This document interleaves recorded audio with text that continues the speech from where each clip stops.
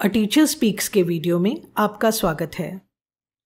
बच्चों, आज हम डूज एंड डोंट्स सीखेंगे।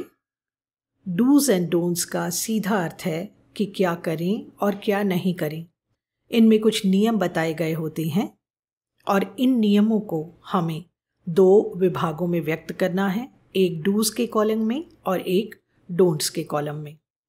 अब यहाँ आपके बोर्ड एग्ज़ाम में के लिए जो क्वेश्चन बैंक दिया गया है उसमें यहाँ पर ये जो लिखा गया है वह आपको आएगा, your friend lives in red zone area of कोविड-19 एपिडेमिक। आपके जो फ्रेंड हैं वो रेड जोन एरिया में रहती हैं। रेड जोन ये एरिया मतलब जहाँ पर कोविड-19 का संक्रमण अधिक है, वैसा area. In order to take safety measures at entrance of building, here are some tips to reduce risk of infection. तो आपको कुछ सेफ्टी मेजर्स लेने होंगे, सुरक्षा उपाय करने होंगे बिल्डिंग में एंटर करते वक्त, तो जिससे कि इन्फेक्शन यानी संक्रमण का जो रिस्क है, जो खतरा है, वो कम हो सके। So put the instructions in do's and don'ts. तो आपको दो कॉलम यहाँ पर बताकर दिखाए गए हैं। उन दो कॉलम्स में आपको जो दिए गए नियम हैं उन्हें बांटना है। अब इसमें सीधे नियम जाते हैं बच्चों, ये इंपरेटिव सेंटेंसेस हैं। इंपरेटिव सेंटेंसेस वो होती हैं जिनकी शुरुआत वर्ब से होती है। यहाँ पर जैसे आपका पहला एग्जाम्पल है, you should wash your hands often. अब यहाँ आपको क्या करना है, डूज के कॉलम में यू और शुड को निकाल देना है और वर्ब से शुरू करोगे, वॉश योर हैंड्स ऑफन। अपने हाथों को बार बार धोएं। यू शुड जब आ जाता है तो उसका अर्थ होता है आपको अपने हाथों को बार बार धोना चाहिए, परंतु हमें नहीं चाहिए, इसीलिए आप यू शुड को निकाल देंगे और वर्ब से शुरुआत करेंगे, वॉश योर हैंड्स ऑफन। अपने हाथों को बार बार धोएं, चाहिए की जगह धोना चाहिए की जगह धोएं। इसे कहते हैं इंपरेटिव वाक्य। Second, use soap and water और सैनिटाइजर। अब यहाँ पर तो डायरेक्ट वर्ब ही है और हमें वर्ब से ही, डूज के कॉलम में वर्ब से ही शुरुआत करनी है। तो यहाँ हम ज्यों का त्यों इस वाक्य को उतार लेंगे, यूज सोप एंड वाटर और सैनिटाइजर। मैं सभी वाक्यों की हिंदी आपको नहीं बता रही हूँ क्योंकि अब आप भी 10th स्टैंडर्ड में हैं।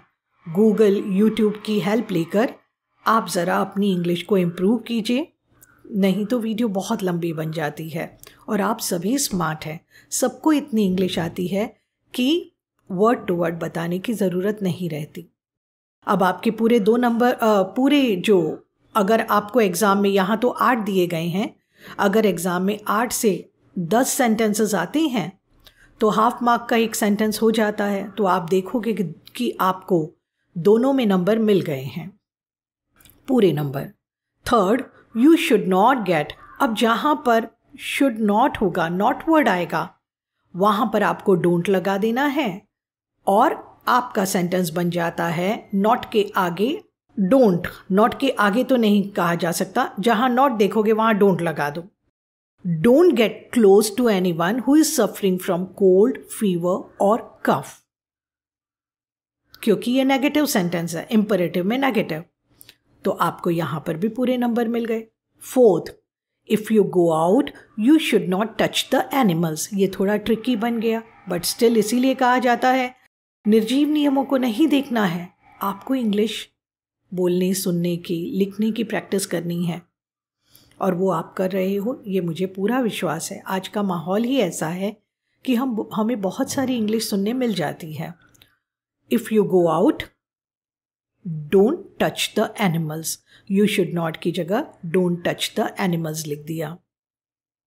Fifth, you should. अब यहाँ पर नॉट वाला सेंटेंस नहीं है तो हमने क्या किया, यू और शुड को निकाल दिया और डायरेक्ट वर्ब है, cover your mouth and nose if you cough or sneeze. Sixth, फिर से यू शुड को हटा दिया और हमारे हाथ में वर्ब लगा कीप से, keep at least 1 metre distance between yourself and other person. Seventh, you should not, अब शुड नॉट वाला है यानी डोंट वाला sentence. Don't shake hand with others. 8. You should try to avoid crowd mass gathering. फिर से यहां पर not नहीं है। Try to avoid crowd mass gathering. तो बच्चों, इसे 2 विभागों में बांटकर आपके आंसर सेक्शन में बताया गया है। आपको इस तरह से करना है। बच्चों, कभी कभी आपको इस तरह का सेंटेंस भी आता है, जैसे you are prohibited from entering the building without a mask, अथवा या और entering the building without a mask is strictly prohibited. तो आप इन सेंटेंसेस को बार बार सुनिए। मैंने यहाँ पर ये सेंटेंसेस लिखे नहीं हैं क्योंकि आपके क्वेश्चन बैंक से मेल नहीं खा रहे हैं, पर फिर भी अगर कभी प्रोहिबिटेड का यूज़ होता है तो आप क्या करोगे? आपको प्रोहिबिटेड का मतलब निषेध, ना, नेगेटिव सेंटेंस। तो आप लिखोगे don't enter the building without a mask. Prohibited वाले वाक्यों का विशेष अभ्यास करें या इसे बार बार सुनें।